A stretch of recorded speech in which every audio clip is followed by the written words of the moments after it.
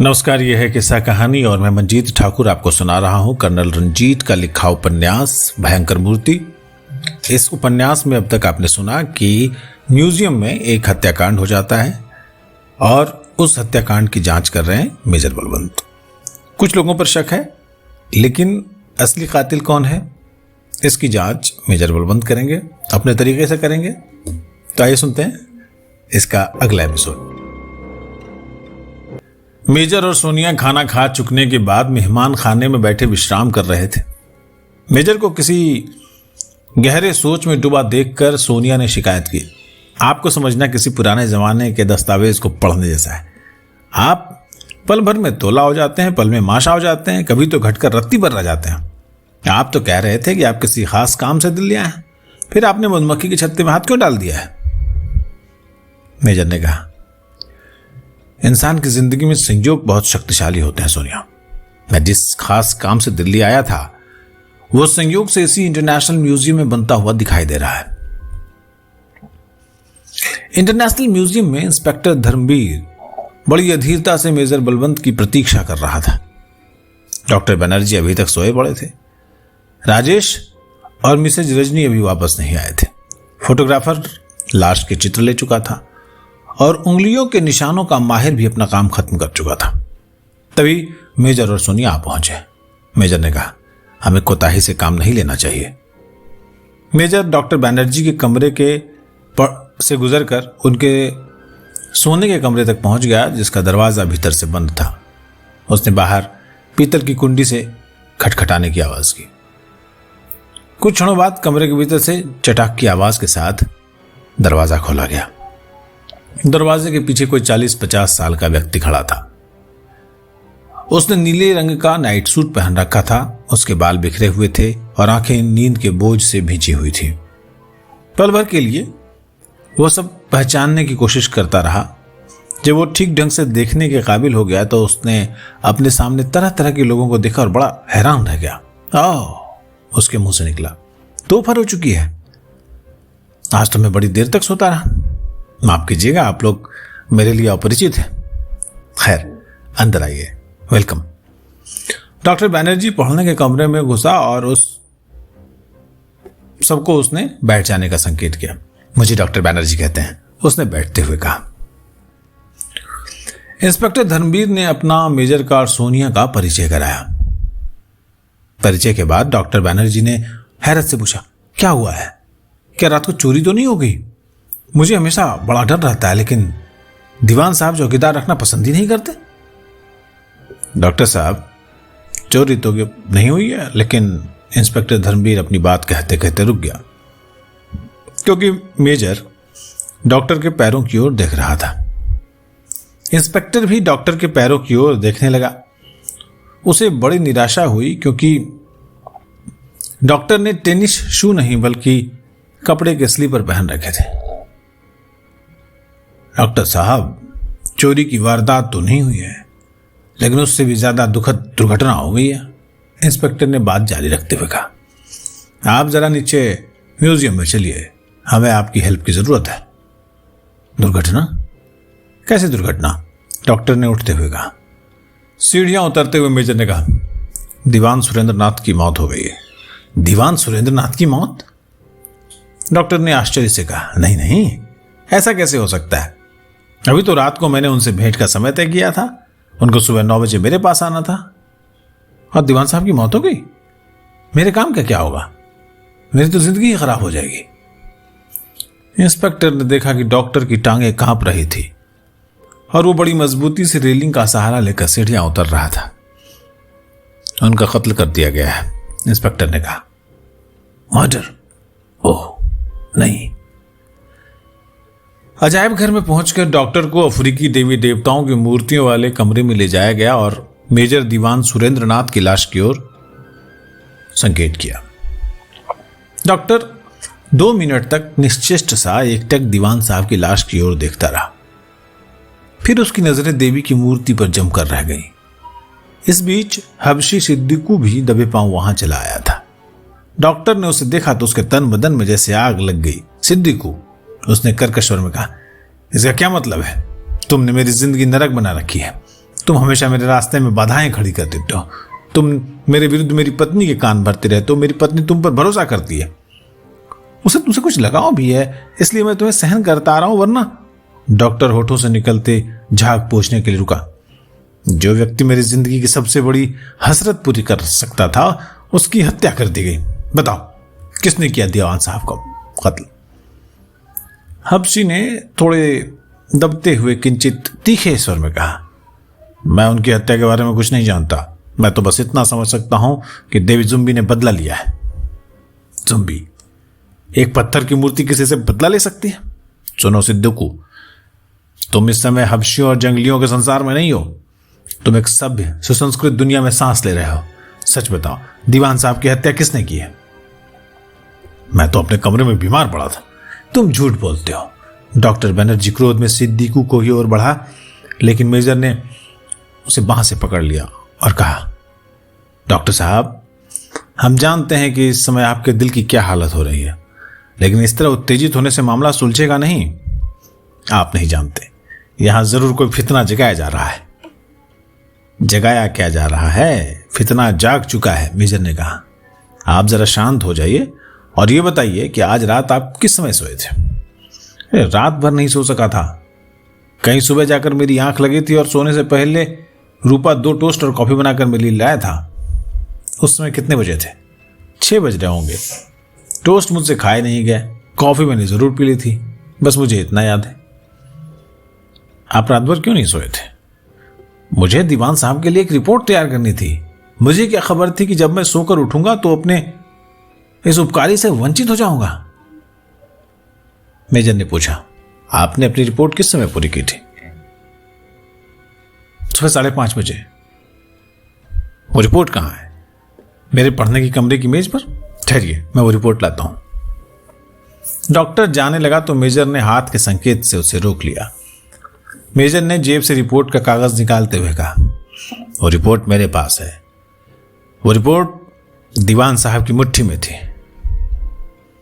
Doctor Banerjee ने उस कागज की ओर देखा और उसकी आंखें फटी की फटी रह गई। यह कागज दीवान साहब की मुट्ठी में था? जी हां। ऐसा मालूम होता है कि जब आप सो रहे थे तो कोई आपकी मेज पर से यह रिपोर्ट उठा लाया था। डॉक्टर ने कहा, हो सकता है कि खुद दीवान साहब उठा लाए हों। तो क्या आप अपने पढ़ने के कमरे का दरवाजा खुला रखते हैं? जी हां, लेकिन मैं ये पूछना चाहता हूं कि मेरी मेज पर से रिपोर्ट उठाई तो किसने? मेजर ने कहा, यही तो हम भी जानना चाहते हैं डॉक्टर साहब का। क्या आप बता सकते हैं कि राजेश कहां गया है? वो सुबह से घर में नहीं है। डॉक्टर ने कहा, मैंने कल रात उससे कहा था कि वो सर्वे विभाग में जाए और वहां से कश्मीर के इलाके का नक्शा नकल करके लाए जहां हम पुरातत्व अवशेषों के लिए खुदाई शुरू करना चाहते हैं। राजेश मेरी इस मुहिम में बड़ी दिलचस्पी ले रहा है, इसलिए वो सुबह से ही घर से निकल गया होगा। तो अभी तक आया क्यों नहीं? वो काम खत्म करके ही आएगा, वो बड़ा जिम्मेदार लड़का है। धर्मवीर को लगा कि वो डॉक्टर से प्रश्न पूछने में पीछे रह रहा है, इसलिए उसने प्रश्न किया, डॉक्टर साहब, आपके पास एक टाइपिन है जो अफ्रीका के मेराम्बू जाति के सरदार बोरगेबो की मुहर का बना हुआ है। वो मेरे सोने के कमरे में होगा। डॉक्टर ने कहा, आप उसे देखना चाहते हैं? नहीं, वो टाइपिन हमारे पास है और दीवान साहब की लाश के पास पड़ा हुआ था। डॉक्टर ने कहा, मेरी तो बुद्धि काम नहीं कर रही। इंस्पेक्टर ने अब थोड़े कड़े स्वर में कहा, सुनिए, हम ये यहां जानने के लिए आए हैं कि दीवान साहब का मर्डर किसने किया है। इस समय तक हमें जो कुछ मालूम हुआ है उससे यही साबित होता है कि आपके सिवा किसी और ने दीवान साहब की हत्या नहीं की। आपकी रिपोर्ट और आपके टाइपिन की बात अलग रही। लाश सीढ़ियों तक खून लगे कदमों के निशान भी मौजूद है। मेजर ने हस्तक्षेप करते हुए, इंस्पेक्टर साहब, आप बिल्कुल ठीक कहते हैं, लेकिन डॉक्टर साहब को इस तरह परेशान करने से कुछ फायदा नहीं होगा। डॉक्टर ने इंस्पेक्टर पर क्रोधित होते हुए थोड़ा संबोधित करते हुए कहा, क्या आप समझते हैं कि दीवान साहब की हत्या मैंने की है? मैं आपको ये बता दूं कि मैं आज सुबह 6:30 बजे से सोया पड़ा हूं। मुझे तो इस बात का भी ज्ञान नहीं है कि दीवान साहब कब यहां आया और कब उनका मर्डर कर दिया गया। इतने में बाहर कुछ शोर हुआ और एक नारी स्वर सुनाई दिया, ये क्या बेहूदगी है, ये मेरा घर है और मुझे अपने ही घर में घुसने नहीं दिया जा रहा। कुछ पलों के बाद 27-28 साल की एक बेहद खूबसूरत औरत कमरे में आई। उसने बहुत ही चुस्त कपड़े पहन रखे थे और उससे उसके शरीर का अंग अंग फूटा पड़ता था। उसके सिर पर जो टोपी थी वो किसी प्राचीन रोमन महारानी के ताज जैसी थी। उसने वहां अपरिचित व्यक्तियों की मौजूदगी की कोई परवाह नहीं की और आते ही अपने पति के गाल पर चुम्बन देकर बोली, यहाँ क्या क्या हो रहा है। फिर एकाएक उसकी नजर दीवान सुरेंद्रनाथ की लाश पर पड़ी और वो अपनी छाती पर हाथ रखकर मौन हो गई। रजनी के गालों पर आंसू ढलक आए।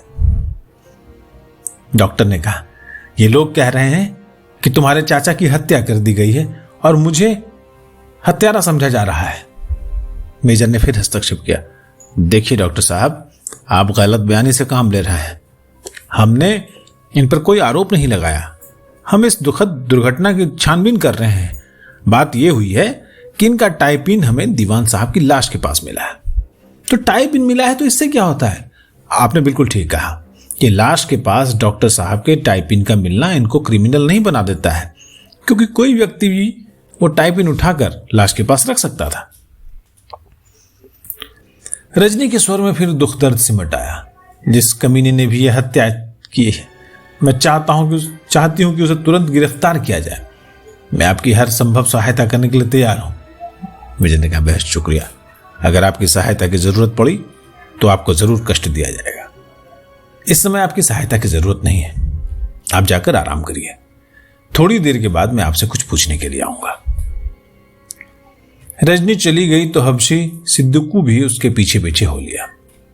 10 मिनट के भीतर भीतर दीवान सुरेंद्रनाथ की लाश म्यूजियम से उठाकर पोस्टमार्टम के लिए अस्पताल भेज दी गई। मेजर अब उस अलमारी को ध्यान से देख रहा था जिस पर बदले या प्रतिशोध की देवी जूम्बी की मूर्ति रखी गई थी।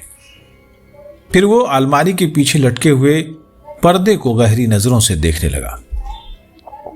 उसकी नजर उस गोल और लंबी लकड़ी पर जमी हुई थी जिसमें पड़े हुए पीतल के छल्लों से पर्दा टंगा हुआ था। मेजर की नजरें पर्दे पर से घूमती हुई जमीन पर जमे हुए खून के बहुत बड़े धब्बे पर आकर रुक गई। ऐसा मालूम होता था कि वो नजरों ही नजरों में पर्दे और खून के उस धब्बे के बीच का फासला माप रहा था। मेजर बड़बड़ाया, कमाल है। फिर उसने वहां एक कुर्सी रख दी जहां अलमारी के सामने सुरेंद्रनाथ का फटा हुआ सिर पड़ा रहा था। इसके बाद वो कुर्सी पर चढ़कर अलमारी के ऊपरी हिस्से का निरीक्षण करने लगा। आश्चर्य, अचंभा। मेजर फिर बड़बड़ाया। उसने अपनी जेब से फिर से माइक्रोस्कोप निकाला और अपनी दाहिनी आंख पर उस शीशे को टिकाकर अलमारी का ऊपरी भाग बड़े गौर से देखने लगा। फिर उसने अलमारी के ऊपरी भाग से कोई चीज उठाई और जल्दी से अपनी जेब में डाल ली। उसने कुर्सी पर से उतरते हुए कहा, हत्या की एक बड़ी ही अनोखी वारदात है ये। कुछ क्षणों के बाद राजेश ने म्यूजियम में प्रवेश किया। वो गुस्से से लाल हो रहा था। उसने डॉक्टर बैनर्जी को संबोधित करते हुए कहा, इन लोगों को यहां आने की इजाजत किसने दी है? ऐसा मालूम होता है कि इन्होंने हमारे मकान पर कब्जा कर लिया है। ये क्या हिमाकत है? मेजर ने राजेश को सिर से पांव तक देखा। डॉक्टर बैनर्जी ने कहा, राजेश, तुम्हारे चाचा की किसी ने हत्या कर दी है और ये लोग यहां तफ्तीश के लिए आए। अभी 15 मिनट पहले तुम्हारे चाचा की लाश यही कमरे में पड़ी थी। मेरे चाचा की हत्या कर दी गई? राजेश ने धीमे स्वर में कहा और उसका रंग पीला पड़ गया। वो अलमारी के सामने रखी हुई कुर्सी पर जा बैठा। कुर्सी पर बैठते ही वो धम्म से फर्श पर गिर पड़ा। वो बेहोश हो चुका था। राजेश को बड़ी मुश्किल से होश में लाया गया। होश में आने पर वो भी फटी फटी नजरों से चारों ओर देखता रहा और फिर बुझी हुई आवाज में बोला, मैं ये मानने के लिए तैयार नहीं हूं कि मेरे चाचा की हत्या कर दी गई है। अगर ऐसे भद्र पुरुष की हत्या की जा सकती है तो फिर संसार का कोई भविष्य नहीं है। इसके बाद उसने डॉक्टर बैनर्जी की ओर मुंह फेरते हुए कहा, ये तो आज कश्मीर की मुहिम के बारे में आपसे मिलने वाले थे। डॉक्टर बैनर्जी ने खिन्न स्वर में कहा, हाँ, अब कश्मीर की मुहिम एक सपना बनकर रह जाएगी। मेजर ने उन दोनों की ओर संकेत करते हुए कहा, मिस्टर राजेश, लगभग 9:30 बजे आपके चाचा के सिर पर जुम्बी मूर्ति गिर पड़ी। उनका सिर फट गया। मिस्टर डिक्सन 10:30 बजे आए तो उन्होंने आपके चाचा को इस अलमारी के सामने मरा हुआ पाया। ये इंस्पेक्टर धर्मवीर हैं और ये सार्जेंट सोनिया है। मैं उस कुत्ते की गर्दन दबोचना चाहता हूं जिसने इतना बड़ा पाप किया है। मैं आपकी क्या हेल्प करूं? आपका ये गुस्सा इसमें बहुत बेकार है। आप अभी हमारी इतनी सहायता कीजिए कि हमें यह बताइए कि आज सुबह आप घर से कितने बजे बाहर गए थे? 8:55 पर। आप बाहर का दरवाजा खुला तो नहीं छोड़ गए थे? नहीं। आप सीधे सर्वे विभाग में गए थे? हाँ, मुझे वहां से कश्मीर के खास इलाके का नक्शा नकल करके लाना था। क्या आप वो नक्शा नकल करके लाए हैं? मेजर ने पूछा। हाँ। इस समय 3:15 बजे हैं। इसका मतलब यह है कि आप लगभग 6.25 घंटे तक घर से बाहर रहे। मेजर ने अपनी जेब से एक छोटी सी नोटबुक निकाली और जानबूझकर अपनी जेबों में कुछ ढूंढने लगा। फिर उसने बड़े ही कोमल स्वर में राजेश से, मेरी पेंसिल खो गई है, आपके पास पेंसिल तो नहीं है? है। राजेश ने पेंसिल निकालकर मेजर को दे दी। मेजर उस पेंसिल पर छपा हुआ नाम पढ़ने लगा। फेवर 319। अच्छी पेंसिल है। क्या आप हमेशा इसी मार्के की पेंसिल इस्तेमाल करते हैं? हाँ, मुझे इसी मार्के की पेंसिल पसंद है। मेजर ने पेंसिल से नोटबुक में कुछ लिखा और पेंसिल लौटा दी। Thank you. बुरा मत मानिएगा, आप ड्राइंग रूम में जाकर बैठिए। हम थोड़ी देर के बाद आपसे कुछ और सवाल पूछेंगे। राजेश कुर्सी पर से उठा और दरवाजे की ओर बढ़ा। मेजर ने आवाज दी, सुनिए, सिद्दीकू को कुछ देर के लिए यहां भेज दीजिएगा। थोड़ी देर बाद सिद्दीकू आकर कोने में खड़ा हो गया। सिद्दीकू, उस कुर्सी के पास जाकर खड़े हो जाओ और हमें यह बताओ कि तुमने जुम्बी की मूर्ति उठाकर अलमारी पर किस जगह रखी थी? मेजर ने हुक्म दिया। सिद्दीकू कुर्सी पर खड़ा हो गया। देखो सिद्दीकू, अलमारी पर हाथ मत रखना, अलमारी के पीछे का पर्दा भी मत छूना, मेजर ने कहा और दूसरी कुर्सी खींचकर सिद्दीकू के बराबर खड़ा हो गया। सिद्दीकू ने अलमारी के ऊपरी भाग के एक सिरे की ओर संकेत किया और बोला, मैंने देवी जुम्बी की मूर्ति यहां रखी थी। आप देख सकते हैं कि यह मूर्ति के पेंदे का निशान यहां पर बना हुआ है। हाँ, मैं देख रहा हूं, मेजर ने कहा। मैं समझता हूं कि आज सुबह जब दीवान सुरेंद्रनाथ इस कमरे में आए तो जुम्बी की मूर्ति अलमारी के सिरे पर रखी हुई थी। अचानक अपने हाथ में डॉक्टर बनर्जी को एक जूता दिखाते हुए मेजर ने कहा, डॉक्टर साहब, क्या ये जूता आपका है? जी हाँ, मेरा ही है। इंस्पेक्टर ने चक्करदार सीढ़ी के पास खून के धब्बे पर वो जूता देखा जहां पर एक पैर का निशान बना हुआ था। वो जूता पैर के उस निशान पर बिल्कुल फिट बैठ गया। इंस्पेक्टर ने वापस आते हुए कहा, डॉक्टर साहब, आपके विरुद्ध अब इतने प्रमाण जमा हो गए हैं कि अगर मैं आवश्यक कार्रवाई नहीं करूंगा तो अपने अफसरों की निगाह में अपराधी बन जाऊंगा। मेरे जूते कल रात मेरे सोने के कमरे में थे, वो यहां कैसे आ गए? न जाने रात इस घर में क्या क्या होता रहा है। मेजर ने कहा, यही तो मैं जानना चाहता हूं कि इस घर में क्या कुछ होता रहा और ये क्या क्या होगा। देखिए मेजर साहब, आप डॉक्टर साहब को अपराधी नहीं मान रहे हैं, लेकिन मैं अपना कर्तव्य पूरा किए बिना नहीं रह सकता। और इंस्पेक्टर धर्मवीर ने कहा और सब इंस्पेक्टर गुरदयाल को हुक्म दिया, डॉक्टर साहब को हिरासत में ले लो, इनके खिलाफ दीवान सुरेंद्रनाथ की हत्या के अभियोग में मुकदमा दर्ज कर लो। मेजर बलवंत गंभीर हो गया, फिर अपने सिर को झटका दिया और अलमारी के नजदीक चला गया। वो खड़ा कुछ सोचता रहा, मुड़ा और इंस्पेक्टर धर्मवीर से बोला, जरा मुझे रबड़ का वो जूता दिखाइएगा। इंस्पेक्टर ने बड़े गर्व से खून में सना हुआ वो जूता मेजर के हवाले कर दिया। मेजर ने मुस्कुराते हुए कहा, डॉक्टर साहब के 2 पैर हैं, उनके दूसरे पैर का जूता कहाँ है? वो तो हमें नहीं मिला, सब इंस्पेक्टर ने कहा। जब तक इस जूते का दूसरा पैर न मिले डॉक्टर साहब को मुल्जिम नहीं करार किया जा सकता। इंस्पेक्टर साहब, क्या आप ये नहीं महसूस कर रहे कि आप हत्यारों के हाथों में खेल रहे हैं?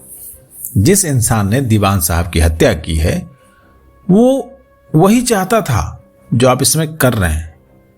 मैं सच कहता हूं, जितने सबूत इस समय तक आपको मिले हैं वे डॉक्टर साहब को अपराधी सिद्ध नहीं कर सकेंगे। क्या आप डॉक्टर साहब की सफाई में वो चीज तो पेश नहीं करना चाहते जो अलमारी से उठाकर अपनी जेब में डाल ली थी? आप बस देखते जाइए कि मैं डॉक्टर साहब की सफाई में क्या कुछ पेश करना चाहता हूं। मैं आपको पहले 2 मिनट के लिए डॉक्टर साहब के पढ़ने के कमरे में ले जाना चाहता हूं। यह कहकर मेजर चक्करदार सीढ़ी की ओर बढ़ा। डॉक्टर भी सीढ़ी की ओर बढ़ने लगा तो मेजर ने कहा, डॉक्टर साहब नहीं, आप यहीं रहिएगा। उस कमरे में चारों ओर शेल्फों में किताबें लगी हुई थी। बीच में एक लंबी मेज थी, उस पर लिखने और नक्शे बढ़ाने का सामान पड़ा था। मेज के सामने खिड़की थी जिस पर पर्दा पड़ा हुआ था। मेजर बोला, अगर सब इंस्पेक्टर गुरदयाल डॉक्टर साहब के सोने के कमरे में जाएं तो उन्हें जरूर जूते का दूसरा पैर मिल जाएगा। Sub inspector Gurdayal doctor Banerjee के सोने के कमरे में चला गया। 2 मिनट के बाद वो वापस आया तो उसके हाथ में रबड़ के जूते का बायां पैर था और उसमें कहीं भी खून लगा हुआ नहीं था। अब आप कहिए कि क्या डॉक्टर साहब जूते का एक पैर पहनकर दीवान साहब की हत्या करने गए थे? आप नहीं देख रहे कि हत्यारा जानबूझकर डॉक्टर साहब के जूते का एक पैर उठाकर ले गया और दूसरा सोने के कमरे में छोड़ गया। इंस्पेक्टर का विश्वास मेजर के तर्क के सामने ढीला पड़ गया। अगर आप अब भी डॉक्टर साहब को निर्दोष समझने के लिए तैयार नहीं हैं, तो मैं उनके निर्दोष होने का एक और सबूत देने के लिए तैयार हूं, मेजर ने कहा, और वो सोने के कमरे में डॉक्टर बनर्जी की छोटी मेज पर रखा हुआ कॉफी का खाली प्याला उठा लाया। मेजर ने वो खाली प्याला इंस्पेक्टर को दिखाते हुए कहा, अगर आप इस प्याले को सूंघ कर देखें और इसकी तलछट पर नजर डालें तो आपको तुरंत पता चल जाएगा कि डॉक्टर साहब की कॉफी में अफीम का पाउडर मिला दिया गया था। इंस्पेक्टर धर्मवीर खाली प्याले की तह को देखने लगा और उसे विश्वास हो गया कि मेजर ठीक कह रहा था। क्षण भर की चुप्पी के बाद मेजर ने कहना शुरू किया, आपको यह भी याद रखना चाहिए कि नशे के लिए अफीम का पाउडर अधिकतर इटली में इस्तेमाल किया जाता है। अब इस कहानी में जो मोड़ आ रहे हैं, जो ट्विस्ट आ रहे हैं, उसमें आगे क्या होगा वो हम आपको सुनाएंगे अगले एपिसोड में। किस्सा कहानी पर मैं मंजीत ठाकुर आपको सुना रहा हूं एक जासूसी उपन्यास जिसे लिखा है कर्नल रंजीत ने, और इस उपन्यास का नाम है भयंकर मूर्ति। कहानी पसंद आ रही हो, सनसनीखेज लग रही हो, रहस्यमय लग रही हो, तो हमारे चैनल को आप सब्सक्राइब करिए, लाइक करिए, कमेंट करिए और क्या सुनना चाहते हैं ये बताइए और अपने दोस्तों के साथ शेयर करिए। नमस्कार।